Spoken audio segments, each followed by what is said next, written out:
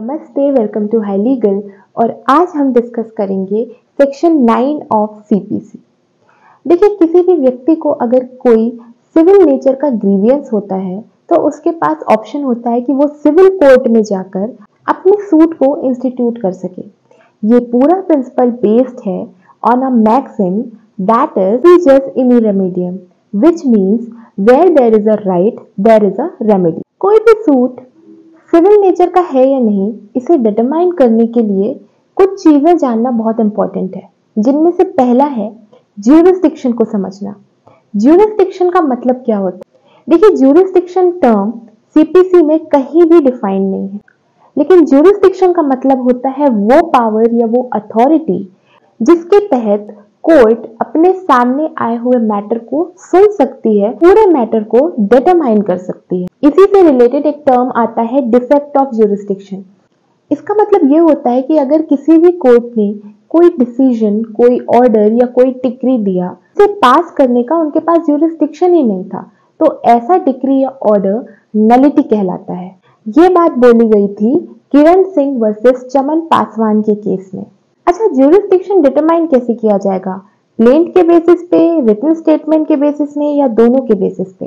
तो supreme court ने अब्दुल्ला बिन Ali versus golgappa के केस में ये बोला कि किसी भी कोर्ट का ज्यूरिसडिक्शन डिसाइड होता है प्लेंटिफ के द्वारा भेजे गए प्लेंट के बेसिस पे, ना कि डिफेंडेंट के द्वारा भेजे गए रिटन स्टेटमेंट के आधार। ज्यूरिसडिक्शन के वेरियस टाइप्स होते हैं, जैसे कि टेरिटोरियल या local jurisdiction, pecuniary jurisdiction, subject matter jurisdiction, civil and criminal jurisdiction, original and appellate jurisdiction.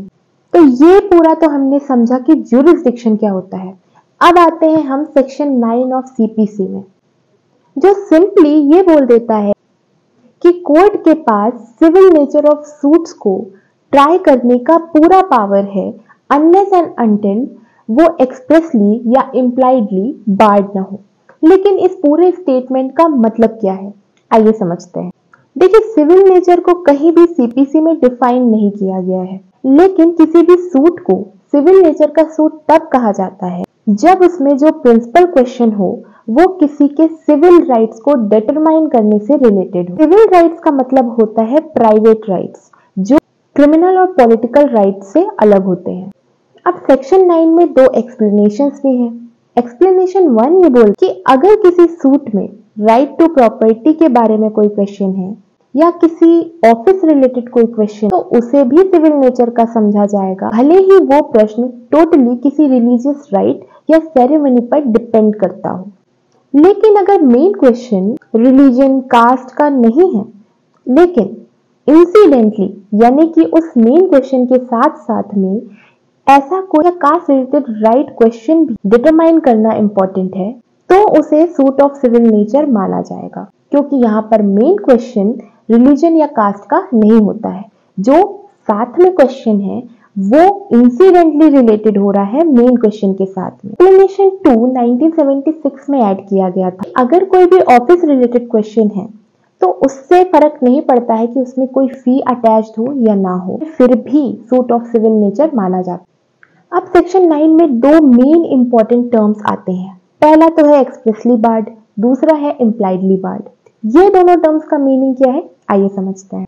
देखिए, एक्सप्रेसली बार्ड का मतलब होता है किसी स्पेशल एनेक्टमेंट के द्वारा अगर किसी भी सूट को बार किया गया हो, जैसे कि अगर कोई मैटर इलेक्शन ट्रिब्यूनल के जुरिस्डिक्शन में आ रहा है, इनकम टैक्स ट्रिब्यूनल के जुरिस्डिक्शन में आ रहा है, मोटर व्हीकल ट्रिब्यूनल के जुरिस्डिक्शन में आ रहा है, न्यू कोर्ट्स के जुरिस्डिक्शन में आ रहा है, तो ये सारे सूट्स सिविल नेचर के तो हैं, लेकिन चूंकि इनके लिए एक अलग एनेक्टमेंट बना दिया गया है, इसलिए इन्हें हम under section 9 suit of civil nature नहीं मानेंगे, बल्कि इन्हें अलग से डील किया जाएगा।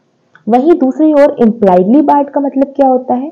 इम्प्लाइडली बार्ड का मतलब होता है कि जनरल प्रिंसिपल्स ऑफ लॉ के द्वारा कुछ सूट्स ऑटोमेटिकली बार हो जाते हैं। जैसे कि हमें ये पता है कि अगर कोई भी क्रिमिनल मैटर हुआ है तो उसके लिए हमें पुलिस के पास जाना होगा, एफआईआर करवानी होगी या कंप्लेंट करवानी होगी। ये एक्सप्रेसली बताने की जरूरत नहीं है, ये इम्प्लाइड है। आप किसी भी क्रिमिनल मैटर के लिए प्लेंट लेकर सिविल कोर्ट में नहीं जा सकते हैं। यही बात कहता है इम्प्लाइडली बार्ड। मतलब कि ऐसे सूट्स जो कि on the basis of public policy barred है या जनरल प्रिंसिपल्स ऑफ लॉ के द्वारा बार्ड है, उन्हें आप सूट ऑफ सिविल नेचर नहीं बोले। क्या आपने कभी ये सोचा है कि ज्यूरिसडिक्शन का प्रिजम्पशन किसके फेवर में होता है? तो ज्यूरिसडिक्शन का प्रिजम्पशन हमेशा कोर्ट के फेवर में होता है। मतलब ये हमेशा मान के चला जाएगा कि जो भी कोर्ट सूट को ट्राई कर रही है उसके पास उस सूट को ट्राई करने का ज्यूरिसडिक्शन है। ये बात बोली गई थी leading case Dhulabhai versus state of MP और Kamala mills versus state of Bombay में इस बात को दोबारा बोला गया था। भले ही सिविल कोर्ट से कुछ सूट्स को एक्सक्लूड कर दिया गया हो, बट कुछ चीजों को देखने की पावर सिविल कोर्ट्स के पास इसके बाद भी होती है, जैसे कि एक्ट और रूल्स के प्रोविजन को फॉलो किया गया है या नहीं। अगर कोई ऑर्डर कर दिया गया है तो कहीं वो कॉन्ट्रेरी तो नहीं है, कहीं वो मैलाफाइट तो नहीं, कहीं वो अल्ट्रा वायरस तो नहीं है, कहीं वो नेचुरल जस्टिस के प्रिंसिपल को अपोज तो नहीं कर, या कोई ऐसा ऑर्डर तो नहीं दे दिया गया है जिसके लिए कोई एविडेंसेस ही नहीं थी।